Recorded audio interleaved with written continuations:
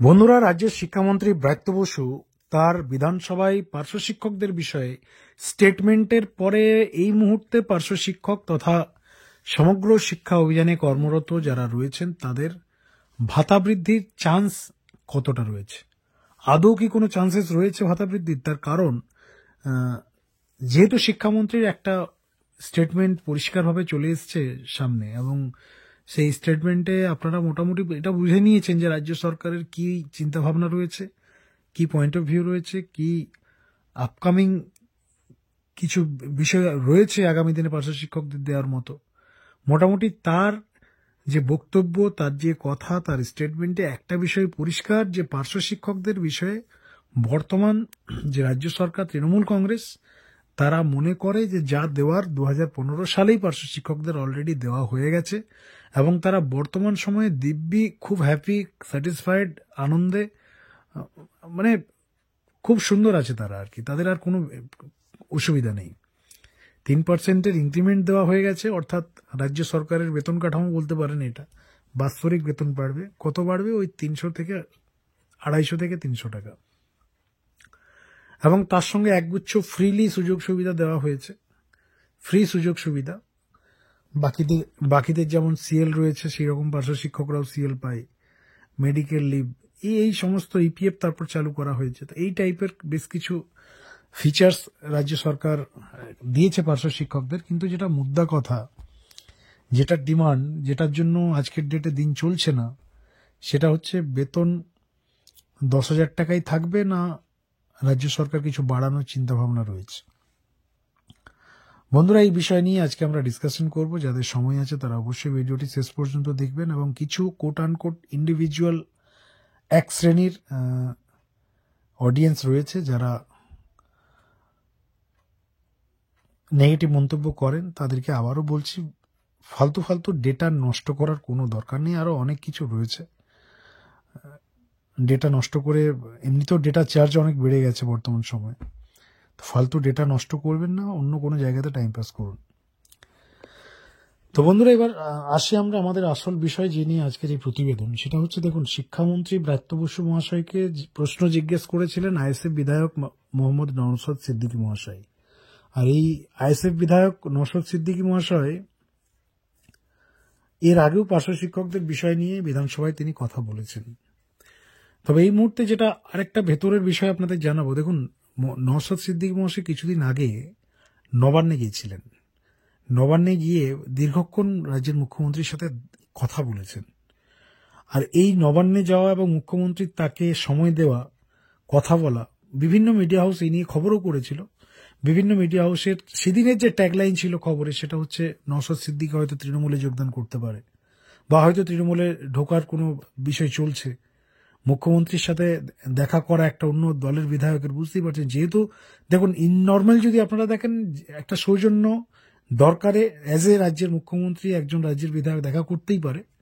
কিন্তু বিভিন্ন media house, রাজনৈতিক, যেমন সিপিআইএম থেকে সুজন চক্রবর্তী, তিনি কটাক্ষ করেছিলেন, বিরোধী দল শুভেন্দু অধিকারী থেকে শুরু করে সুকান্ত মজুমদার সকলেই কটাক্ষ করেছিলেন এই বিষয়টাকে নিয়ে, যে নওশাদ সিদ্দিকী মহাশয় হয়তো তৃণমূলে যোগদান করতে পারে, এবং একটা পূর্বাভাস, কিছু রিজন দেখানো হয়েছিল বিভিন্ন রাজনৈতিক দলের নেতাদের মধ্যে, এবং বেশ কিছু মিডিয়া হাউসও এই নিয়ে খবর করেছে যে 2024-এর যে লোকসভা নির্বাচন, এই নির্বাচনে ডায়মন্ড হারবারে দাঁড়ানোর কথা ছিল নওশাদ সিদ্দিকীর, কিন্তু শেষ মুহূর্তে এসে তিনি সেখান থেকে বেরিয়ে যায়, অর্থাৎ দাঁড়ায়নি ডায়মন্ড হারবারে। আর আপনারা সকলেই জানেন ডায়মন্ড হারবার কেন্দ্র হচ্ছে অভিষেক বন্দ্যোপাধ্যায়ের। নওশাদ সিদ্দিকী যদি সেখানে দাঁড়াতো, কিছু না কিছু হলেও তো ভোট, সেখানে একটা ফাইটিং এর ব্যাপার থাকতো। তো পুরো মাঠটা ছেড়ে দেওয়া হয় অভিষেক বন্দ্যোপাধ্যায়কে, যার ফলস্বরূপ অভিষেক বন্দ্যোপাধ্যায় ডায়মন্ড হারবারে 7 লক্ষ ভোটে জয়ী হয়।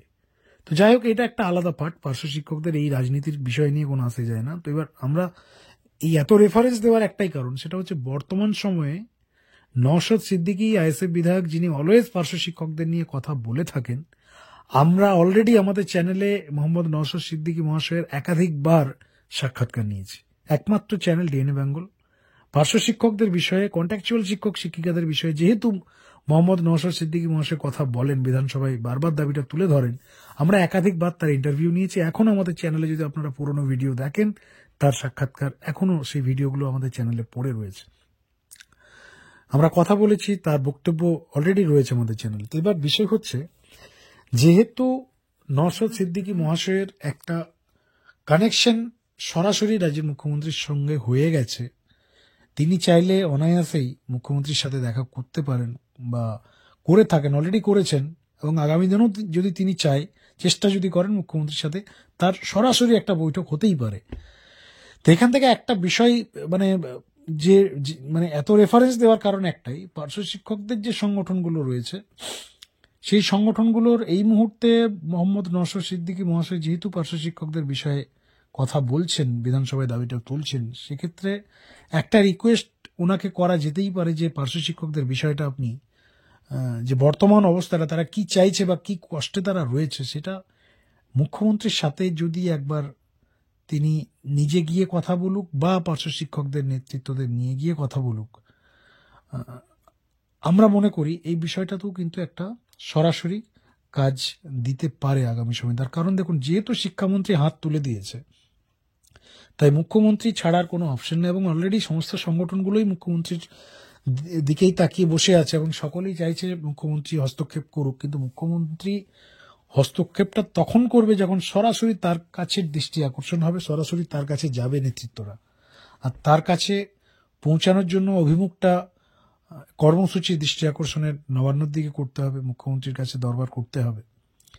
এবং মোহাম্মদ নওশাদ সিদ্দিকী মহাশয়ের সঙ্গে যদি আলোচনা করে তার সাপোর্ট নিয়ে যদি একটু চেষ্টা করা হয়, তো আমরা মনে করি খুব সহজে মুখ্যমন্ত্রীর কাছে পৌঁছানো যেতে পারে বা একটা সম্ভাবনা রয়েছে।